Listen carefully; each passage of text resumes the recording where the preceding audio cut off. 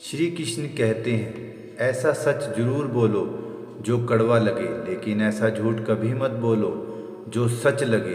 अपने जीवन में किसी को भी कभी आनंद में वचन ना दें और ना क्रोध में वचन दें, ना ही दुख में कभी निर्णय लें। गीता में लिखा है, यदि कोई आपको अच्छा लगता है तो अच्छा वह नहीं, अच्छे आप हैं। उसमें सच्चाई देखने वाली नज़र आपके पास है। अपनी पीड़ा के लिए संसार को दोष मत दो, अपने मन को समझाओ। तुम्हारे मन का परिवर्तन ही तुम्हारे दुखों का अंत है। सोच और नियत अच्छी रखिए, आपके कष्ट प्रभु उसे हमेशा के लिए दूर कर देंगे। लोग अपने शरीर को सुंदर बनाने में लगे रहते हैं, पर आत्मा की सुंदरता शरीर की सुंदरता से कहीं ज़्यादा महत्वपूर्ण है।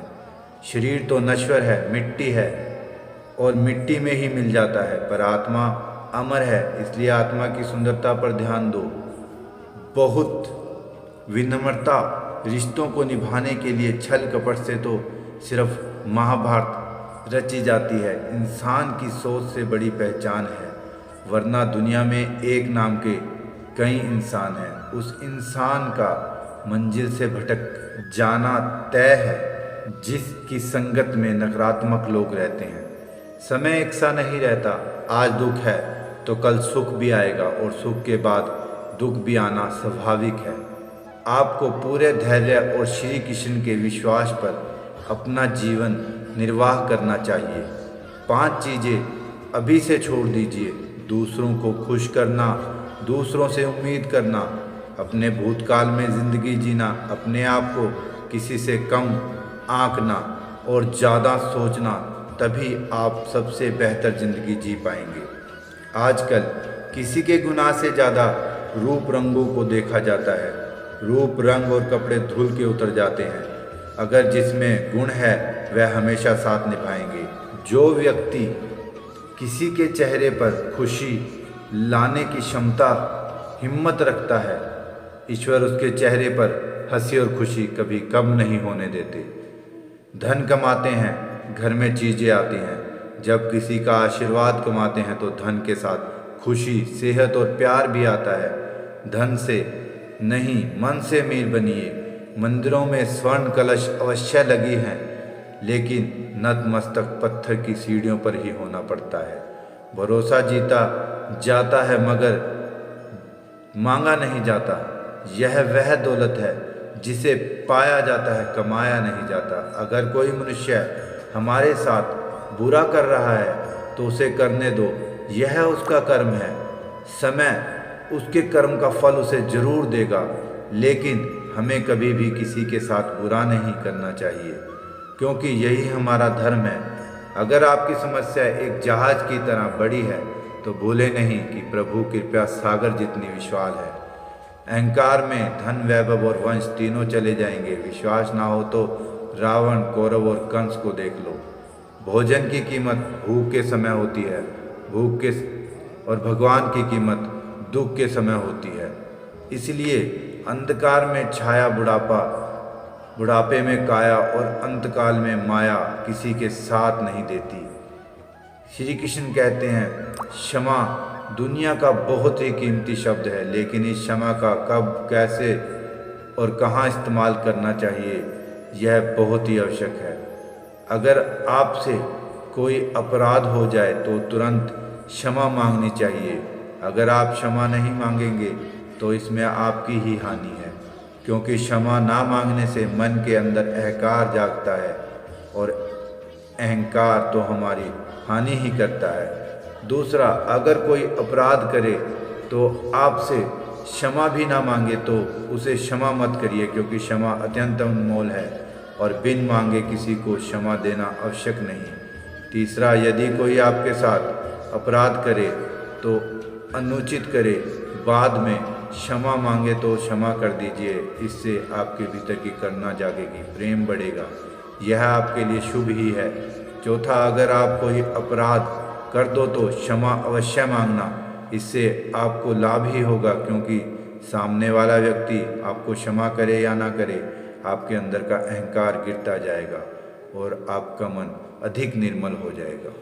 अगर आप बहुत गुस्सा करते हैं तो जानिए बुद्ध की एक छोटी सी कहानी से गुस्से के कारण मनुष्य की क्या दुर्दशा होती है। एक बार की बात है, महात्मा गौतम बुद्ध एक गांव में उपदेश दे रहे थे। उस उपदेश में गौतम बुद्ध बता रहे थे कि क्रोध एक अग्नि है, क्रोध एक ज्वाला है, क्रोध विष है, क्रोध जहर है। क्रोध एक ऐसी अवस्था है जिस अवस्था में आप अपना आपा खो बैठते हैं।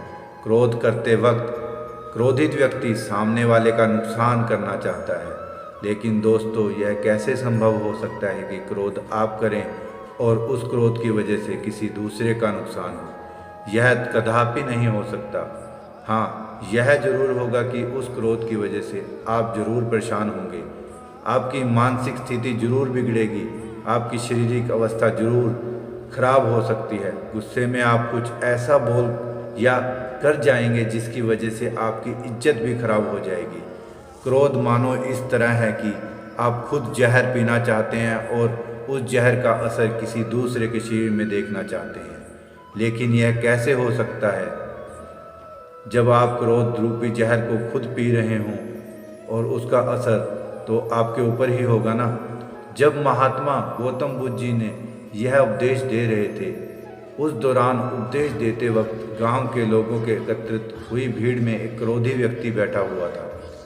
वह क्रोधी व्यक्ति इस बात को सुनकर गुस्सा और भी क्रोधित हो गया, क्योंकि कहीं ना कहीं वह अपने आप की बेइज्जती महसूस कर रहा था कि वह मेरा बेइज्जत कर रहे हैं।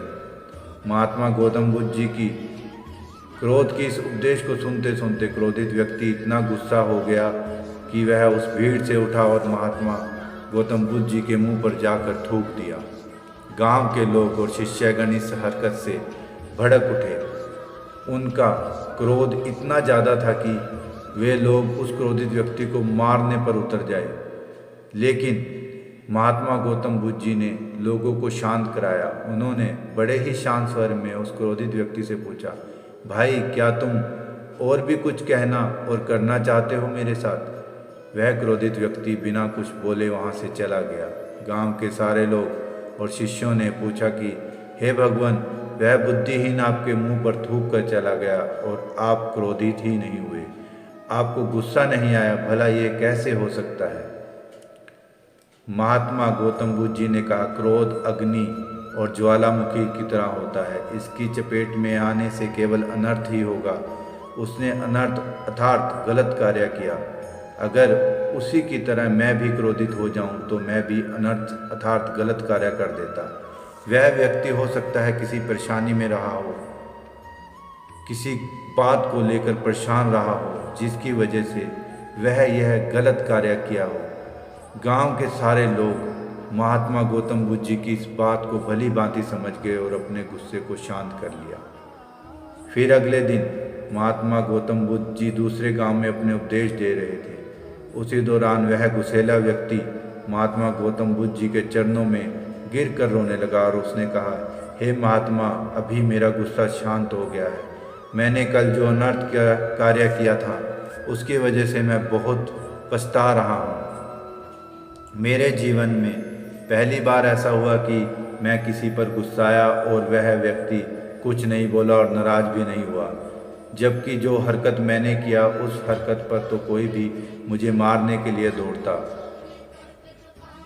कल रात से मुझे नींद नहीं आई, सुबह से मैं आपको खोज रहा हूँ, खोजते खोजते आपके चरणों में आकर गिर पड़ा हूँ, मुझे माफ़ कर दीजिए। महात्मा गौतम बुद्ध जी ने कहा, कोई बात नहीं, मैं उस बात को कब का भूल चुका हूँ। मैं तो उस वक्त भी उस बात को गौर नहीं किया था जब तुमने मेरे मुंह पर थूका था। फिर उस व्यक्ति ने कहा, आप महान हैं, इतना सारा हो जाने के बावजूद भी आप मुझसे नम्र स्वभाव से बात कर रहे हैं, मेरे दोष देने के बजाय मेरे दोष का बचाव कर रहे हैं। इस नासमझी क्रोध की वजह से हुए पाप के लिए मैं क्षमा चाहता हूँ। गौतम बुद्ध जी ने कहा, तुम्हारा पश्चाताप तुम्हारे क्रोध की अग्नि से मुक्त दिला दिया है, जाओ सुखी रहो। दोस्तों, क्रोध करके हम अपने दिमाग को खराब करते हैं, क्रोध करके हम अपने ज़बान से कुछ भी उल्टा सीधा बोल देते हैं। क्रोध करके हम बेवजह किसी से झगड़ा कर लेते हैं। क्रोध करने से हमारे द्वारा की गई निरर्थक कार्यों का घंटों तक, दिनों तक, सप्ताहों तक, महीनों तक या फिर सालों तक उस बात को लेकर परेशान रहते हैं। कई बार तो हम गुस्से में कुछ ऐसा कर बैठते हैं जो हमारी मृत्यु उपरांत ही खत्म होता है। हम जब किसी भी सही या गलत बात को बर्दाश्त नहीं कर पाते, तब हमारा स्वभाव चिड़चिड़ा होता है और हम क्रोध करने लगते हैं। लेकिन उस क्रोध, गुस्से से नुकसान किसका हो रहा है?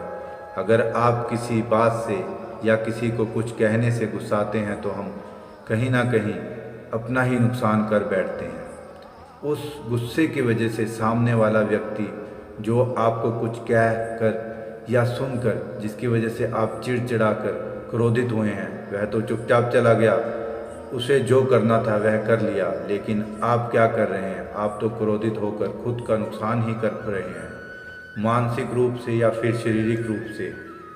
जिस बात पर आप क्रोधित हो रहे हैं उस बात को आप एक बार ठंडे दिमाग से सोचने और समझने की कोशिश करिए। सच में कह रहा हूँ, आप क्रोधित होना छोड़ देंगे, क्योंकि आपको समझ में आ जाएगा कि इसकी वजह से केवल और केवल खुद का ही नुकसान होगा और किसी का नहीं। दोस्तों, इस वीडियो में बस इतना ही। जल्दी मिलते हैं हम और भी ज्ञानवर्धक वीडियो के साथ। धन्यवाद और हमें कमेंट कीजिए।